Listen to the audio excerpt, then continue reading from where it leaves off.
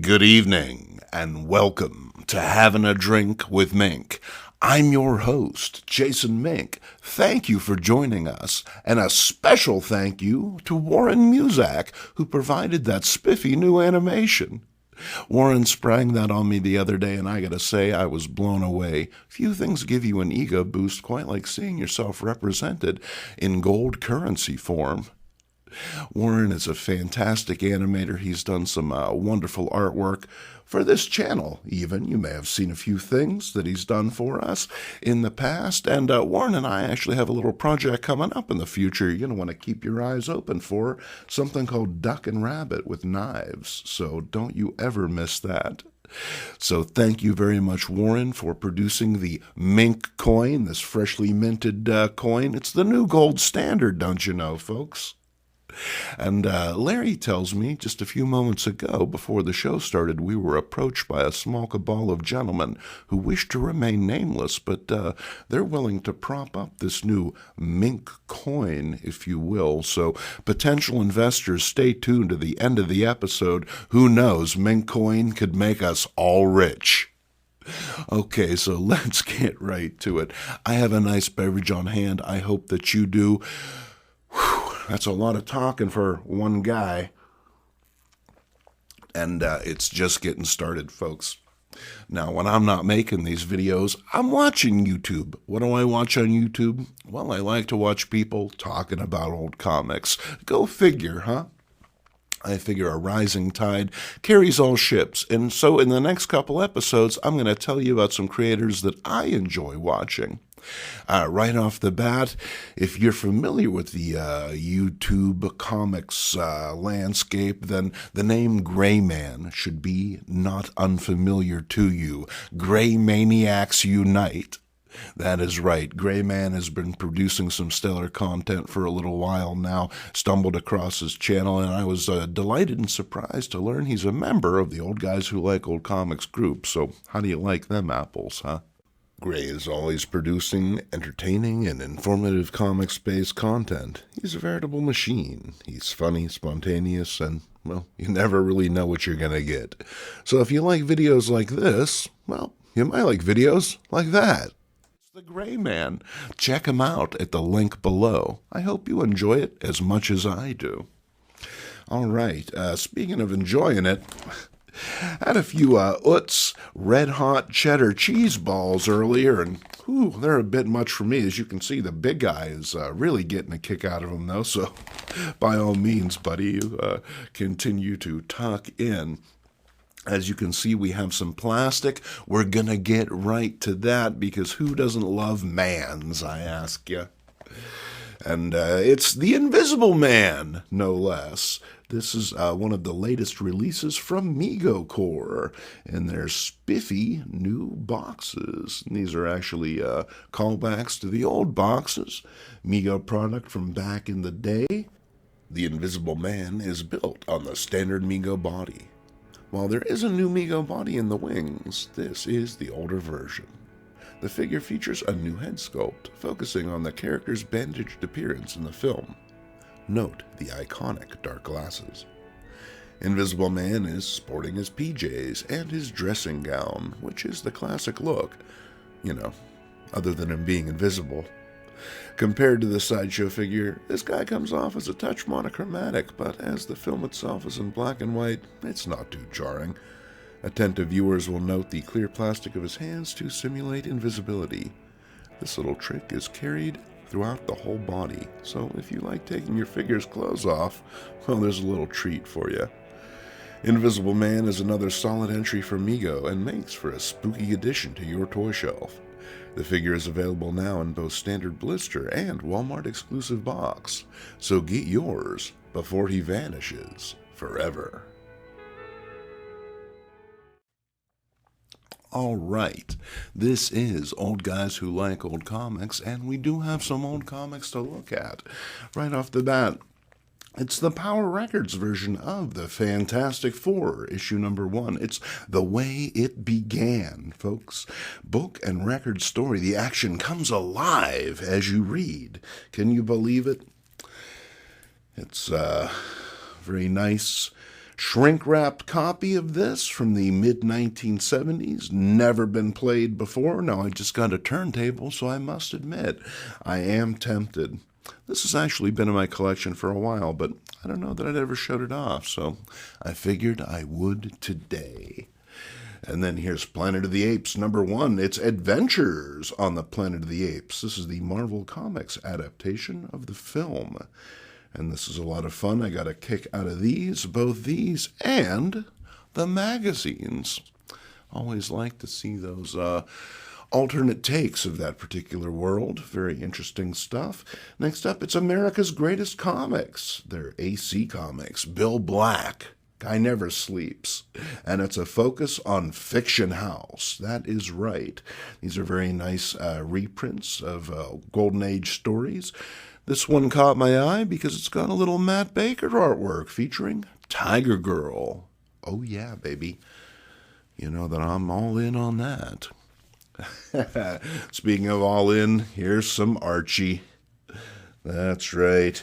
And Miss Grundy, she's reading them the riot act. Behave, Archie, or I'll put you in the half of the class that's using the wrong toothpaste. You do not want that. And this one, very notable, not only for the cover nearly falling off, but for Midge getting a little smooch right there in the first panel. That's double suicide, Archie. Yeah, Moose is going to kill you, then I'm going to kill you. But these are always a delight to receive, these 12-cent Archies. I picked these up at my local comic book shop. That is, of course, Edutainment downtown. Here the kids are doing a dance. What is that? The frog? Is that the Watusi? No, it's the slip disc. At least it would be if I tried it. And then I got to put this one under a heavy book or something. It's a little bent, but I quite like this cover. Big Ethel, why are you putting maple syrup on your face? I thought it would go well with the pancake makeup I'm using. Hey, that's one way of getting Jughead's attention, huh? Absolutely. A man loves a woman that smells of maple. And then we have Basil Wolverton's Gateway to Horror. That is right. Let me tell you, if you saw this thing looking at you from the newsstand, well, how could you go wrong? And these are wonderful reproductions of those classic Basil Wolverton stories, They Crawl by Night. And then here we have The Blood of Dracula from Apple Comics. Now, I gotta say, I never picked this book up back in the day. I always found the covers compelling, but somehow, because I'd missed the first couple issues, didn't really know what it was all about, didn't give it a chance. But, the price was right, and quite like this cover. Dracula getting mauled by some kind of squishy swamp monster, and the interior, well, it's just as rewarding, so quite happy to get that. Probably make it a point to look for more of those in the near future. And why not? Then here's some buried treasure. It's Dick Briefer's Frankenstein. You know it, baby. And that's not all. There's even more pre-code horror in here. I quite like this. The Curse of the Sea Witch. And then here we have the Dark Horse adaptation of Universal's Creature of the Black Lagoon. This came out in the 1990s, and this was a great little book, I gotta say. Art Adams delivers the goods here. Definitely tell he is a fan of the creature, lovingly renders every single scale and sucker on his body there. Quite striking, beautiful color artwork in here, and I gotta say, if you've never read it, well worth it. If you're a fan of the film, or if you just like Art Adams, either way, you can't go wrong. And then here's a little death rattle. That is right. These are science fiction and horror comics from the 1980s, and I made it a point to pick this up because it had some work from Rand Holmes in it. We're working on a Rand Holmes video. We're building up to that, so I'm trying to collect as much of his stuff as possible, give you as comprehensive a view of the artist as I can. And then next up, it's a reprint of America Comics Group's Mad Knockoff. Dig this crazy comic. Oh yeah, baby. I'm digging it. Now these are fun. Hey, it's Herbie. I gotta say though, unlike Mad, where I can usually figure out more or less what they're spoofing, I love the artwork in here, but I have no idea what most of these stories are about. Funny as hell, though. And then we have, now here's a book that I missed the first time out, but I read it in trade paperback form, and I was really blown away. Never been the biggest Fantastic Four fan, but I gotta say that Grant Morrison and Jay Lee teamed up to deliver one heck of a story here. It's Fantastic Four 1, 2, 3, 4. And I only have issue 2, so I got to get the other 3 to complete my run, and then I'll read this again. The first time I read it was in a trade paperback, and I thought it was really good. I know that ordinarily it's not the kind of thing that I show you here, but hey, we're mixing it up a little, aren't we? Speaking of mixing it up, it's Golgo 13 in the Impossible Hit.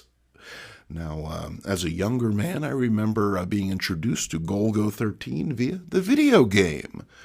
Thought that was a lot of fun, and then I saw the film The Professional a few years later, very struck by that, so happy to pick up a copy of Golgo 13 in the original manga form. And because there are few things as macabre as beating a dead horse, well, how about some more pre-code horror, folks? Why not? It's haunted horror. These are from Craig Yo's line of reprints. These are always a kick in the head because you just never know what you're going to get inside. Bit of a mishmash, but you can't go wrong with stories like The Locked Door, Candles for the Undead, or my personal favorite, The Witches Come at Midnight. So hey, put a pot of coffee on. Be neighborly, why don't you? And then it's Hemp for Victory. That is right, produced by High Times magazine. You remember that magazine? It was like Playboy, only instead of ladies it had green sticky flowers. High Times was actually a major advocate for the pro-legalization movement of the 80s and 90s, and well hey, look where it's gotten us. Here's an adaptation of the Hemp for Victory film. This was a propaganda film from World War II, talking about all the uses of that miracle plant. And so this will be a nice little piece to add to the archives, absolutely. And then we're going to move on to some lighter fare. Marvel Comics Iron Fist and The Death Match. Oh yeah, baby, and you always want to watch a death match in your 20-sided die, for sure. And make sure you're comfortable wearing your bathrobe and your green Spider-Man mask. That is right, one of them must die. That was back when you really got your money's worth from the death match, not like today. And then, hey, there was some discussion of this comic book in the group recently. Eric Stanton shared studio space with a certain S. Ditko, and the two of them had collaborated a little bit. And, as to how much, well, that's up for debate, but, well, some of this looks very Ditko-esque, absolutely. Although I have to say that I've never seen Doctor Strange or Spider-Man do that. Probably just as well. But it's The Kinky Hook. It's a pretty entertaining comic, I have to say. Ordinarily, I don't go in for the erotic stuff, but hey, anything for you, Steve. And then here's some more Archie. It's Laugh. This is great. Poor Cynthia. Her boyfriend's permanent turned out better than her own.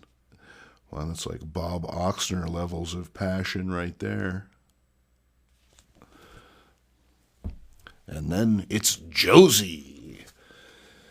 That's right, some pre-code Pussycats by Dan and Dick. Quite like this one. Good stuff, as always.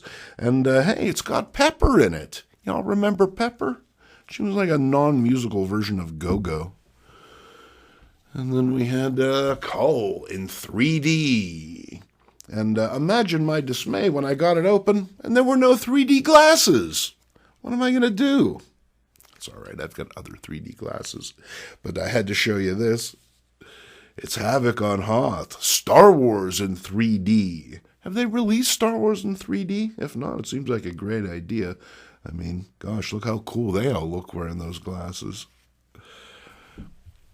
And then here's some Marvel Tales featuring Spider-Man. This is the special Tribute to Teenagers issue. So if you know a teenager, well, you may want to get them a copy of this. You're going to want to see Spidey versus the Living Brain, see Peter Parker's fight versus Flash Thompson, and see Spider-Man tackle the Human Torch. Ooh. And then you're going to see him put burn cream all over his body. There's some more Spider-Man post-burn cream. It's Man on a Rampage. And this is part of the Master Planner storyline. Absolute classic. Here's Aunt May. Oh my, she's not looking too good. Hope she pulls through.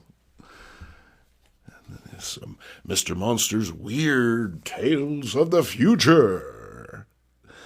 And as Basil Wolverton story here. These are nice little reprints curated by Mike Gilbert and Mr. Monster. Some Basil Wolverton, this time in color. You won't want to miss that, folks. No, sir. Not when the brain bats of Venus are involved. Excellent.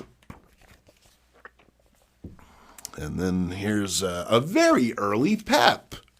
Quite like this one. Oh, come on, Veronica. Don't you forget I ever said it. Let's kiss and make up. Rumph. What's the matter, Watchy? You got girl troubles again? I made the mistake of telling her that she looks cute when she's angry. Now she won't stop being angry. Ain't that always the way? Dames. So enigmatic. And then this is a splendid Pep cover because, hey, remember violence? Funny violence. And then Reanimator. Death is just the beginning. It's the classic horror movie now in a color comic. This is from Adventure Comics. This is issue number 3, and I gotta say, flipping this thing open, it hews pretty closely to the movie. I was quite surprised to see some of those scenes so accurately represented inside. Big Reanimator fan. Some of you may have seen our 3 Man's $5 episode where I look at the Herbert West Reanimator action figure, so y'all know how I feel about that. Shadows of the Batman. These are some swell reprints, too. Classic stories by Steve Englehart, Marshall Rogers, and Terry Austin. And I gotta say that these have never looked better. I mean, check that out. Very eye-catching stuff. Absolutely. Absolutely. And hey, speaking of eye-catching, look at this guy. What's going on? It's Silver Star. He's the next breed, Homo geneticus. It's a visual novel, don't you know? You're not going to want to miss that. And hey, there on the back, Captain Victory. And wow, his hair's doing something very interesting. It's bouncing and behaving. It was the 1980s. And then Werewolf by Night. This is a nice early issue. It's number 6. And welcome to the Carnival of Fear. And we're going to wrap things up with a little more late period Kirby. Now, these are books that I picked up the first time around. And as a reader, I got to say, initially I was a bit disappointed in these. They're not Jack at his best, but Topps had hyped the crap out of them, and I was really excited at the prospect. And, picking them up, well, the stories didn't quite do justice to the hype. However, looking at them now, 20-odd years later, I gotta say, I think I want these in my collection, absolutely. They were very affordable, and they come with these remarkable holofoil cover cards. Now, those of you who are familiar with the Dollar Bin Bandits, Orrin Phillips, well, he'll tell you, We wouldn't use our valuable foil to manufacture something like this unless it wasn't great. So here he is. It's Captain Glory. Real name, Keltan. His age, 15,035. Well, all right, Keltan. I guess there are some virtues to being made out of holofoil. And then where's the other one? What did I do with it? Oh, there it is. And we want to see Night Glider as well. Pull her on out. Oh, yeah, very nice. Night Glider, and her name is Glida. How about that? And her age is 15,024, so she's relatively young. And this is a 2 of 4. Now, I know that there was another character named Bombast, so I got to pick up his comic. And then there was the Secret City, and I'm pretty sure that that one comes with a holofoil card as well. So I've got 2 out of the 4.